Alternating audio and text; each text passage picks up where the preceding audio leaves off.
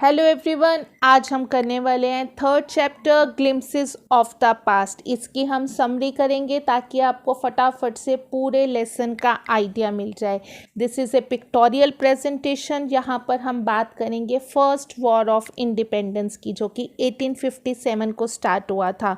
हम सबसे पहले बात करते हैं फर्स्ट पिक्चर की, जो कि दिल्ली के एक फंक्शन की है। यहाँ पर लता मंगेशकर जी एक पेट्रियोटिक सॉन्ग गा रही हैं, जो कि हमारे देश के मार्टियर्स को, हमारे देश के शहीदों को डेडिकेट कर रही हैं।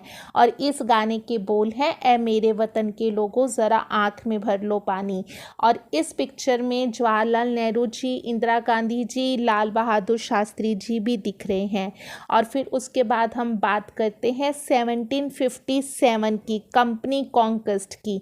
और यहाँ पर हम कौन सी कंपनी की जीत की बात करते हैं? ईस्ट इंडिया कंपनी की जीत की बात करते हैं। उनके पास बहुत सारे वेपन्स थे, वो बहुत तेज़ दिमाग वाले लोग थे। और दूसरी तरफ जो हमारे राजा थे वो आपस में लड़ते रहते थे, उनमें किसी भी तरह की कोई यूनिटी नहीं थी। वो फार साइटेड नहीं थे, मतलब दूर की सोच रखने वाले नहीं थे। हमारे यहाँ के राजाओं ने इंग्लिश मर्चेंट के साथ दोस्ती करके दूसरे राजाओं का किंगडम भी ले लिया था। कहीं ना कहीं उन्होंने लालच में अपने ही देश के साथ धोखा किया था और दुश्मनों के साथ हाथ मिलाया था। ब्रिटिश इंडिया कंपनी ने इसी बात का फ़ायदा उठाया और उसने अपने पैर पूरे देश में पसारने शुरू कर दिए। बहुत से लोग ये सोच रहे थे कि बहुत अच्छा हुआ कि अब हमें ब्रिटिश लोगों का राज होगा, हमारे ऊपर ब्रिटिश लोगों का राज होगा, क्योंकि वो बहुत ही प्रैक्टिकल थे।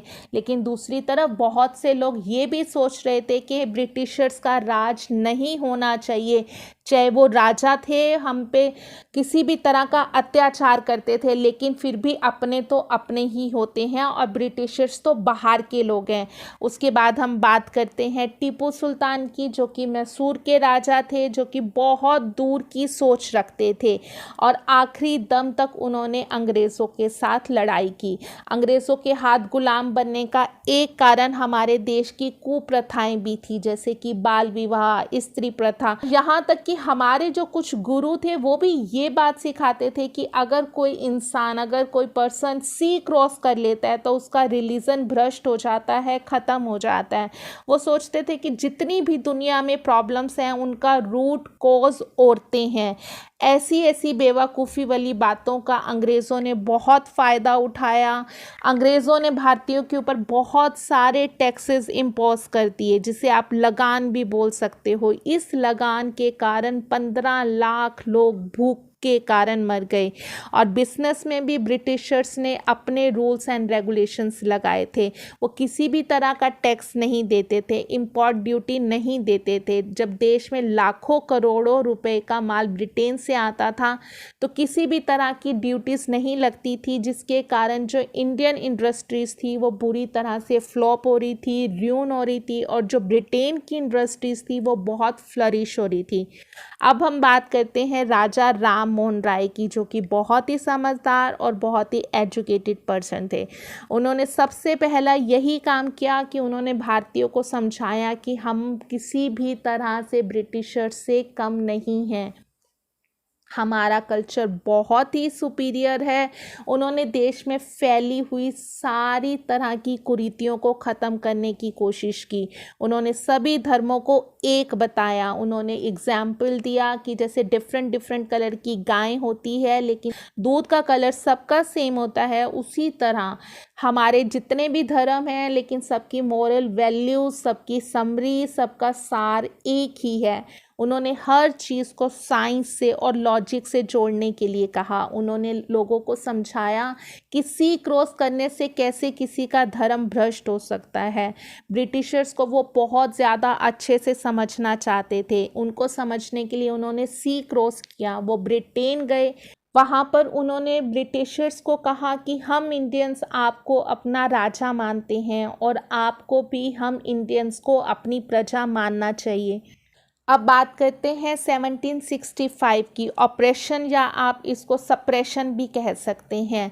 ब्रिटिश इंडिया कंपनी ने अब धीरे धीरे से अपने पैर पसारने शुरू कर दिए थे। उन्होंने अब एक नया एक्ट पास किया था। इस एक्ट के अकॉर्डिंग इंडियंस को विदाउट ट्रायल जेल में डाल सकते थे। मतलब इंडियंस को अपने आप को सही या गलत प्रूफ करने का मौका नहीं मिलेगा।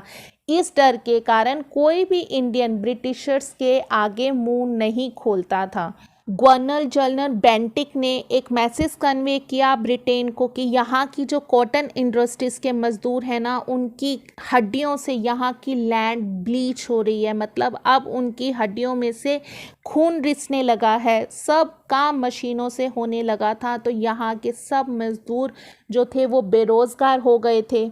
1835 से पहले इंडिया में सिर्फ 2 ही लैंग्वेजेस चलती थी, एक तो पर्शियन लैंग्वेज और दूसरी संस्कृत लैंग्वेज। मैकॉले जो कि एक ब्रिटिश ऑफिसर थे, उन्होंने ये बात सजेस्ट की कि हमें इंडियंस को इंग्लिश भी सिखानी चाहिए ताकि हमें कम रेटों पे क्लर्क मिल सकें।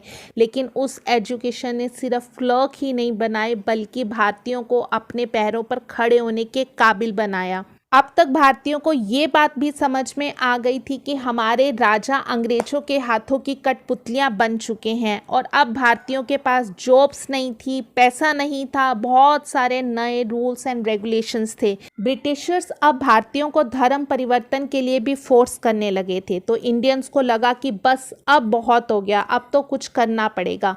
1855 में एक रिवोल्ट किया गया। ईस्ट इंडिया कंपनी के अंडर जो भी लोग काम कर रहे थे, चाहे वो इंडियन आर्मी थी या दूसरे लोग थे, वो किसी भी तरह से खुश नहीं थे। उन्हें बहुत ज़्यादा पार्शियलिटी का सामना करना पड़ता था। मंगल पांडे ने इसका विरोध किया तो उन्हें जेल में डाल दिया गया। लेकिन उनका बलिदान बिल्कुल भी वेस्ट नहीं गया, क्योंकि उनके बाद बहुत सारे लोगों ने अंग्रेज़ों का विरोध किया। अब ब्रिटिशर्स ने हमारे धर्मों पे भी अटैक करना शुरू कर दिया था। उन्होंने ब्राह्मण सोल्जर्स को बताया कि आप जिन कारतूसों को मुंह से खोलते हैं वो गाय की चर्बी से बने होते हैं। इस कारण से उनका खून खोल गया और उन्हें लगा कि बस अब तो कुछ करना ही पड़ेगा। उन्होंने सब लोगों को इकट्ठा करने के लिए चपातीस के थ्रू अपना मैसेज भेजा और इंडियन आर्मी में भी उन्होंने यूनिटी के लिए एक दूसरे को फूल दिए। सबसे पहले बेरठ में जंग की आग चली, सारे सिपाही दिल्ली की ओर कूच कर गए और वो बहादुर शाह जफ़र को सपोर्ट करने लगे। बहुत से इंडियन रूलर्स, बेगम हज़रत महल भी इंडियन आर्मी के साथ जुड़ गई क्योंकि वो भी ब्रिटिशर से नाराज़ थी। मौलवी अहमद उल्लाह भी अंग्रेज़ों के खिलाफ हो गए। बरेली, कानपुर, इलाहाबाद के लोग भी इसमें शामिल हो गए। अजीमुल्ला खान ने भी तात्या टोपे को बोला कि पेशवा नाना साहब को अपना लीडर बनाकर अंग्रेज़ों के खिलाफ जंग छेड़ देनी चाहिए। इस रिवॉल्ट में 80 इयर्स ओल्ड कुंवर सिंह जी ने भी अपनी कुर्बानी दी, जो कि बिहार से बिलोंग करते थे। ब्रिटिशर्स ने उन्हें कलाई में गोली मारी जिसका जहर पूरे शरीर में उनका फैल रहा था। तो इसीलिए उन्होंने अपनी पूरी बाजू काट कर गंगा जी में समर्पित कर दी। तो आपने देखा कि कितने लोगों का बलिदान था जो आज हम अपनी आज़ादी को एंजॉय करते हैं। तो आई होप कि आपको ये लेसन समझ में आ गया होगा। इस लेसन की समरी से आपको पूरे लेसन का आइडिया मिल गया होगा। और अगर आपको ये लेसन समरी अच्छी लगी तो प्लीज़ मेरे चैनल को सब्सक्राइब करें, लाइक करें एंड शेयर करें। Thank you very much.